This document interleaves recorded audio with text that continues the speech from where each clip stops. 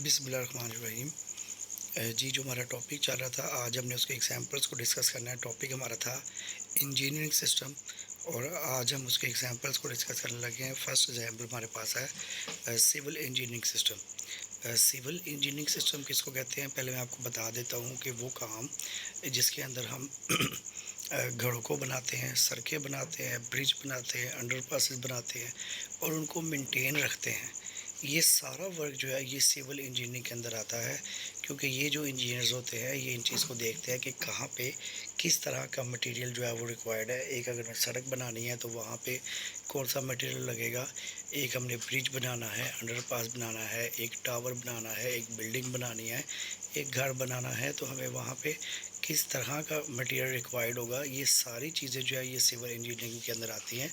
तो इसकी डेफिनेशन को देखते हैं। Civil engineering system concentration on development such as constructing houses. कह रहा है आपने कंसंट्रेशन हम देते हैं, किसके ऊपर ध्यान देते हैं, डेवलपमेंट के ऊपर। किस चीज़ के डेवलपमेंट के ऊपर, कंस्ट्रक्टिंग हाउसेस, घरों को बनाना, roads, bridge and even maintaining these structure, और इनके स्ट्रक्चर को बनाना और उसको मेंटेन रखना, ये हमारे पास सिविल इंजीनियरिंग के अंदर आता है। वैसे इसकी डेफिनेशन यहाँ तक इनफ है, काफ़ी है, लेकिन फिर भी मैं आगे आपको पढ़ा देता हूँ। For instance, a structure use to provide a passage over water. ये एक ऐसा स्ट्रक्चर होता है, हो सकता है कि आपको पानी के ऊपर से रास्ते दिया जा रहा है, ब्रिज बनाया जा रहा है कि वो नीचे दरिया चल रहा है और वो दो पॉइंट को जो है वो ब्रिज आपस में मिला रहा है। ऐसा भी हो सकता है। वैलीज और roads is termed a bridge, और वैली और रोड भी बनाए जा सकते हैं ब्रिज को इस्तेमाल करते हुए। तो ये हमारे पास सारा किस में आता है, सिविल इंजीनियरिंग के अंदर आता है। इसको हम सिविल वर्क भी कहते हैं। नेक्स्ट जो हमारा टॉपिक है वो हमारे पास है मैकेनिकल इंजीनियरिंग। मैकेनिकल इंजीनियरिंग हमारे पास क्या होगा, इसके अंदर हम चीज़ों को बनाते हैं, ठीक है, ताकि हम अपना कोई भी काम जो है वो कंप्लीट कर सकें। मैकेनिकल इंजीनियरिंग सिस्टम में कहता है इंगेज इन प्लानिंग, हम इंगेज करते हैं प्लानिंग में, एंड क्रिएटिंग डिवाइसेस, और डिवाइसेस क्रिएट करते हैं, बनाते हैं, that make utilization of forces, जो ताकत का सही इस्तेमाल कर सके आउटसाइड टू कम्प्लिश वर्क, ताकि हम अपना कोई भी जो काम है वो कंप्लीट कर सके। फॉर इंस्टेंस, मिसाल के तौर पे, अ रोबोटिक आर्म, एक ऐसा robotic arm applied in assembly line for packaging of products in factories. अक्सर आपने वीडियोस में या मूवीज़ में देखा होगा, हमारे पास एक ऐसा फैक्ट्रीज़ के अंदर एक ऐसा रोबोटिक आर्म लगा होता है, हाथ बना होता है, मतलब वो जैसे लाइक हाथ की शेप होती है, हाथ नहीं होता लेकिन वो मशीनें होती है जो चीज़ों को, स्पेयर पार्ट को आपस में जोड़ रहे होते हैं। जैसे लाइक अगर जहाँ पे एक ऐसी फैक्ट्री है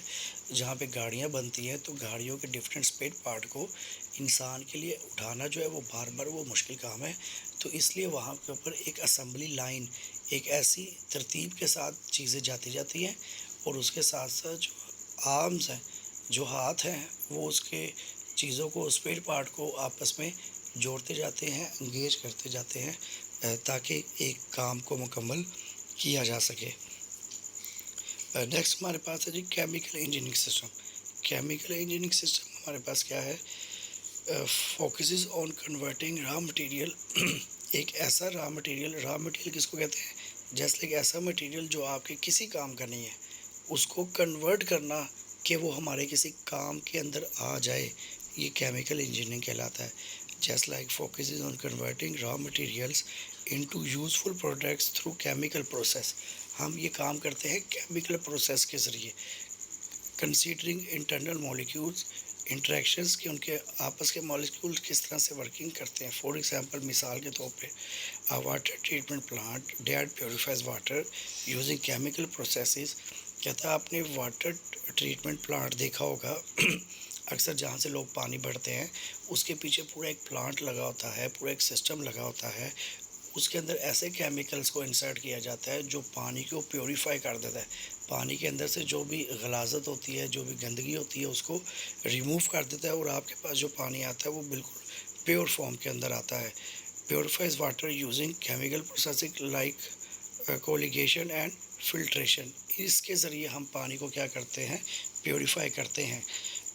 इसकी मैं आपको और भी मिसाल दे देता हूँ कि जैसे लाइक हमारे पास जो कपास है वो सफ़ेद कलर में आती है, और लेकिन उसके बाद उसका कपड़ा बनता है और सारा प्रोसेस होता है, तो उसके अंदर केमिकल प्रोसेस बहुत इंपॉर्टेंट होता है कि हम जो कपड़े वेयर करते हैं, जो डिफरेंट कलर पहनते हैं, वो केमिकल प्रोसेस के ज़रिए वाइट के ऊपर वो कलर चढ़ाया जाता है, वो डिज़ाइन बनाया जाता है और उसके अंदर देखते हैं कि कौन सा केमिकल कितना इस्तेमाल करना है। ये सारा केमिकल इंजीनियरिंग के अंदर आता है हमारे पास।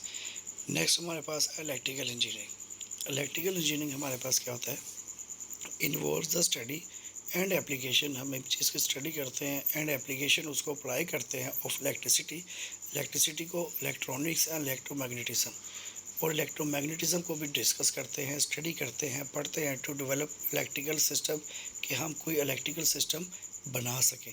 इसकी मिसाल किस तरह से है कि हम जो घरों के अंदर सीलिंग फ़ैन, छत वाले जो पंखे हैं वो इस्तेमाल करते हैं। अब आप उसको कभी खोल के देखेंगे, अगर आपने उसको कभी खुला देखा होगा, उसके अंदर एक मोटर होती है, वो मोटर पूरे पंखे को जो है ना वो चला रही होती है, उसको स्विंग कर रही होती है। अब वो मोटर के ऊपर जो है अगर आप देखें तो वायर्स होती हैं। अब वो वायर्स कितनी होनी चाहिए, किस क्वालिटी की होनी चाहिए, कितने उसके टर्न्स होने चाहिए, ये सारी चीज़ें जो है वो इलेक्ट्रिकल इंजीनियरिंग के अंदर पढ़ाई जाती हैं, समझाई जाती हैं। For example a home automation system that control lighting. आजकल आपने देखा होगा कि ऑटोमेशन सिस्टम है कि जैसे ही आप कमरे का दरवाज़ा खोलते हैं, आपकी लाइट जो है वो कमरे की ऑन हो जाती हैं, ठीक है। और आजकल आपने वो देखा होगा, ऐसे एसी भी हमारे पास मौजूद हैं कि आप ऑफिस में बैठे हुए हैं तो ऑफिस से बैठे बैठे आप अपने घर के अंदर जो है वो एसी को ऑन कर सकते हैं। तो इसमें वो कह रहा है कि for example a home automation system that control lighting, heating and security using a smartphone app. आप स्मार्टफोन ऐप के ज़रिए अपने घर की सिक्योरिटी को, अपनी लाइटिंग को, हीटिंग को, इन सब चीज़ों को जो है वो कंट्रोल कर सकते हैं। This system use electrical signals, ये इलेक्ट्रिकल सिग्नल्स को इस्तेमाल करते हैं एंड पावर, और बिजली को इस्तेमाल करते हैं to operate various home appliances and system remotely. और डिफरेंट घर की अप्लाइंसेस को और को इस्तेमाल हम कर सकते हैं and system remotely. System remotely का मतलब है कि आप बैठे बैठे भी चीज़ों को जो है वो इस्तेमाल कर सकते हैं। नेक्स्ट और लास्ट टॉपिक जो हमारा वो हमारे पास है software engineering system. Software engineering system में हमारे पास क्या होता है, हम ऐसे सॉफ्टवेयर्स बनाते हैं जिसकी वजह से लोगों को आसानी हो, हमें अपने काम करने में आसानी हो।